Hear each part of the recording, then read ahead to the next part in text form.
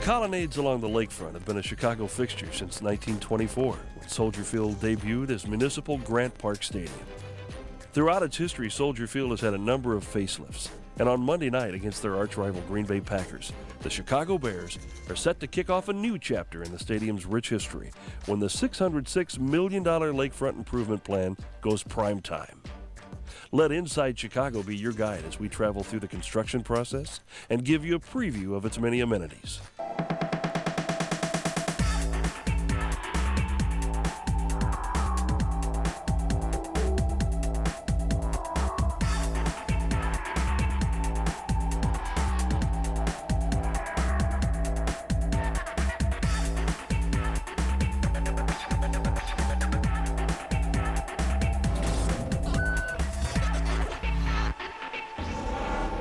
You can see everything that we're going to leave that's old, and we haven't put anything new yet in except the foundation, so that you're in a sort of a moment in time where you'll never see this view again.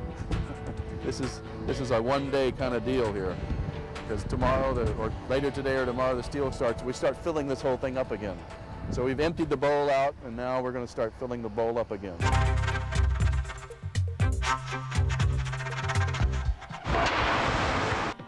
With 13 new stadiums built since 1998, it was imperative to take action to keep Chicago as a world-class city. Fittingly, in her final season, Soldier Field as we know it witnessed her final game, a stunning playoff defeat to the Philadelphia Eagles that not only crushed the Super Bowl hopes of the beloved Bears, but also assured her own destruction, for the wrecking ball was now only a few hours away. Normally, a project of this magnitude would run a minimum of 30 months.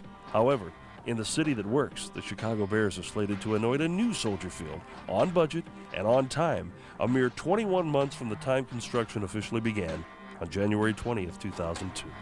The collaboration of the construction joint venture team and the architects to build this in 20 months is an incredible feat. It's an incredible feat.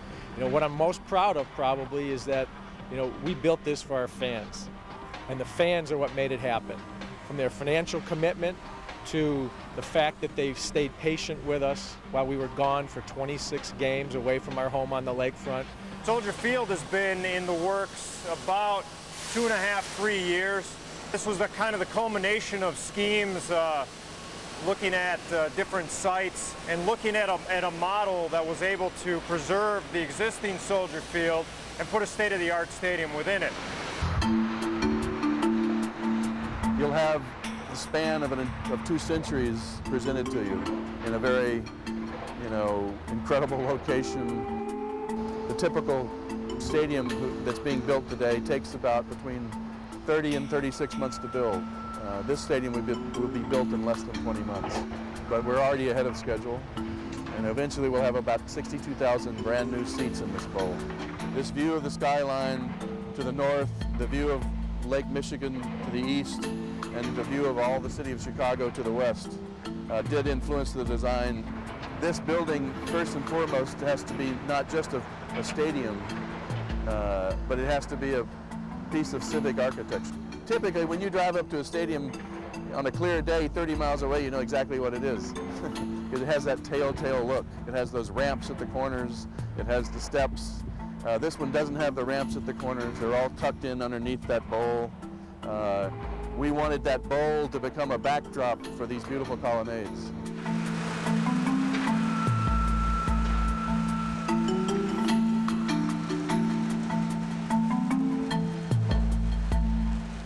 So we're on the lakeside now, and one of the neat things about the design is there's a separation or a gap between the new stadium and the old stadium, or the colonnades, where there's a nice walkway for the public and even stairs up to the colonnades, so people will be able to go from the new stadium to the old. The Lakefront Improvement Plan is providing the Bears with their first stadium designed to accommodate football. However, along with the city of Chicago and the Chicago Park District, the Bears did not lose sight of Soldier Field as the multi-purpose facility that it was originally built to be. The colonnades are now accessible year-round as visitors can actually walk right up to them. Besides football, other marquee sporting events will take place here. Concerts and other civic events will also utilize the design's unique ability to transform itself so that it can host just about anything.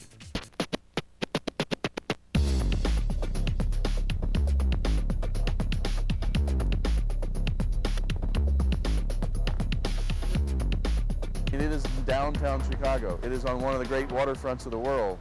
It is surrounded by a very venerable set of institutions, including an aquarium, a science museum. It's in the museum campus. And so Chicago, among architects, is famous. The construction site is jaw-dropping.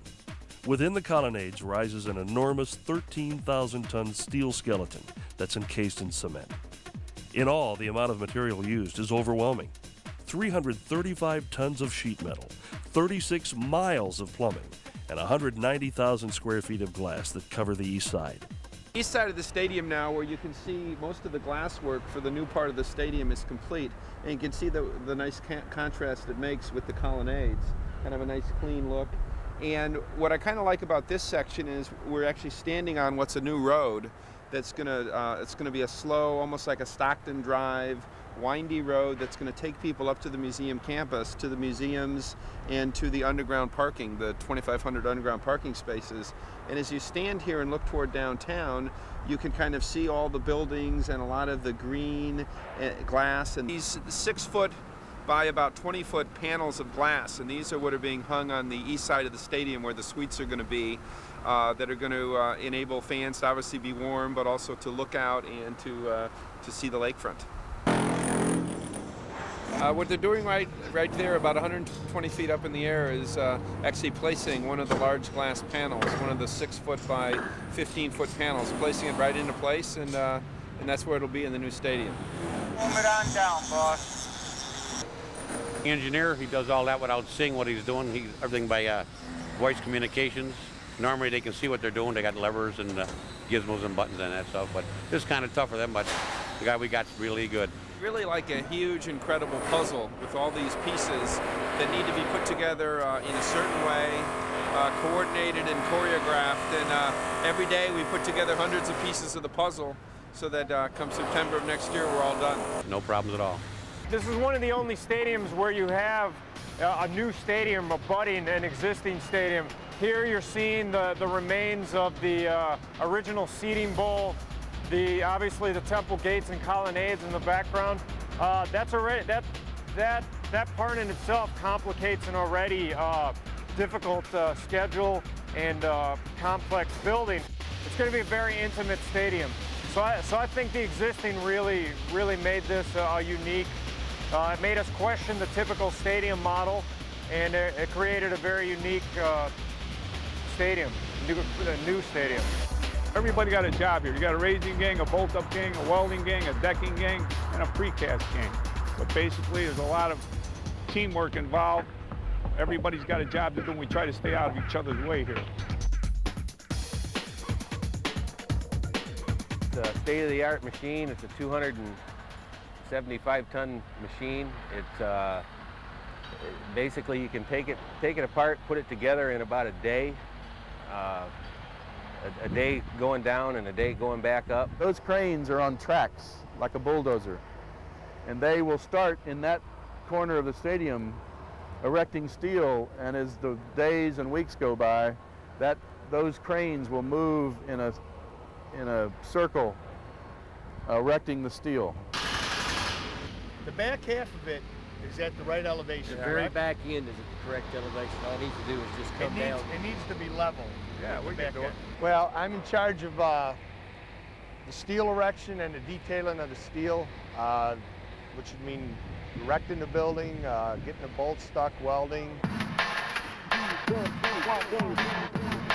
The steel is being fabricated in locations in Texas, Virginia, and then some pieces here locally. The pieces are then erected by 2 crews that are on site. One crew works on the east portion of the stadium, another crew works on the west.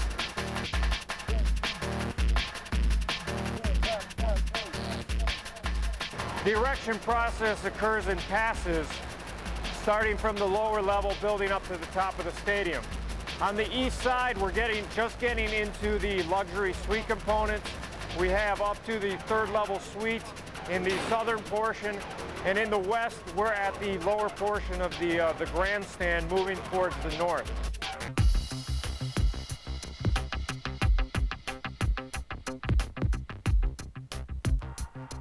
And the new stadium will all be sunlit like this. I'm standing roughly where a statue of a World War I veteran will be standing. It's called the Doughboy, and this courtyard will be dedicated to the veterans and the men and women who've served in the armed forces. This is Soldier Field. I mean, this is a memorial to the veterans of Illinois and the city of Chicago and of our country. Besides just being, the home of the Bears, Soldier Field, although it's always been a monument to World War I veterans, I don't think the public really understood that. And now, not only have we kept Soldier Field as a name of the building, but we've enhanced all the monuments to the soldiers. Everyone who's died in the wars. There's a 250-foot granite water wall on the north end, which will have medallions of all the armed services. So we're at the north end, the 200-foot-long Veterans Water Wall, and they just put the same words that you find on the south end of the stadium at Gate O, Soldier Field, dedicated to the men and women of the armed forces. And you can see the really impressive 200-foot-long water wall on green granite with bronze medallions for all the armed services. I think this is going to be a tremendous new addition, not just to Museum Campus and the stadium, but to Chicago. I mean, I do not know a Veterans Memorial more impressive and significant anywhere outside of Washington, D.C. than this one right here. So it's a true monument to the veterans. I think veterans everywhere are going to be really excited and honored by what they'll see and what they'll experience coming into this building. Extraordinary advantage to have is you have 100 years of history that you can build on. You don't have to start from scratch. People, when they come to the Soldier Field in 2003, it'll still be the Soldier Field that was built in the early part of the 20th century. And it'll also be the Soldier Field of the 21st century.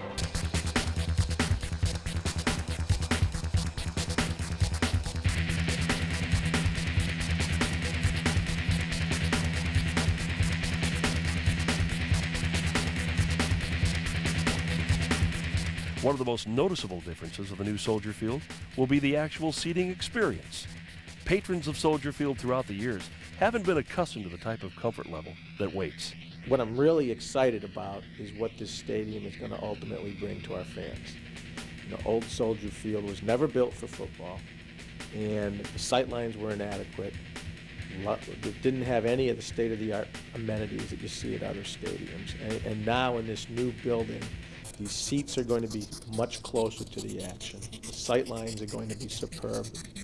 Each seat will be more than 50 feet closer to the action than at the old facility, and there will be a 60-40 sideline to end zone seating ratio. Everyone that's ever gone into that building now and walked into the bowl sees, the impact of the seats, with an upper deck that has tremendous sight lines, end zone seats that'll be the best in the NFL. And so I'm real happy that the fans who aren't just the premium seat holders are going to have wonderful views.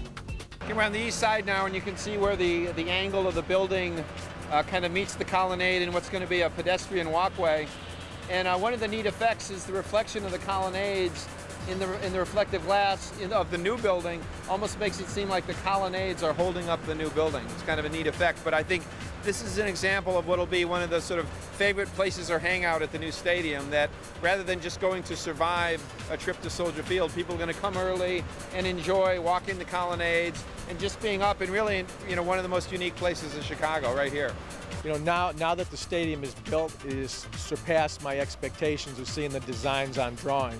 And some of the things I think the fans are going to be really excited about are the fact that the seats in every location are close to the action. The sight lines are superb.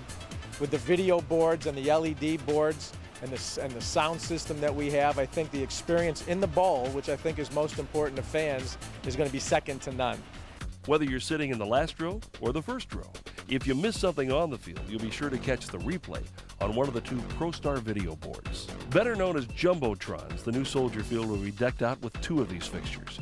One in both the north and south sections of the stadium. Huge video displays, and ours are going to be the ratio of two high-definition televisions side by side. So the image will be over 20 feet in height and over 85 feet long. The size accounts for nearly 304 pixels high by 1,088 pixels wide. That type of resolution will allow 68 billion shades of color to paint the picture. A total of 400 concession windows will also provide fans with not only greater dining options, but also shorter lines throughout Soldier Field, with twice as many concession stands. Going to be enhanced concessions, enhanced restrooms, and I think the fan experience on game day will be second to none. Parking in the new Soldier Field will no longer be a pilgrimage. North of the stadium, a state-of-the-art underground parking facility is now in place that can accommodate 2,400 vehicles. An underground lot south of the stadium will host 900 cars. Outdoor parking will be located south of Soldier Field, assuring that the long-standing Chicago tradition of tailgating will continue for generations to come. The players get the excitement of going out of the tunnel onto the field. This gives the fan the excitement, essentially, of coming out of the garage onto the field. I mean, down this long hallway, that's kind of how you feel going into the stadium.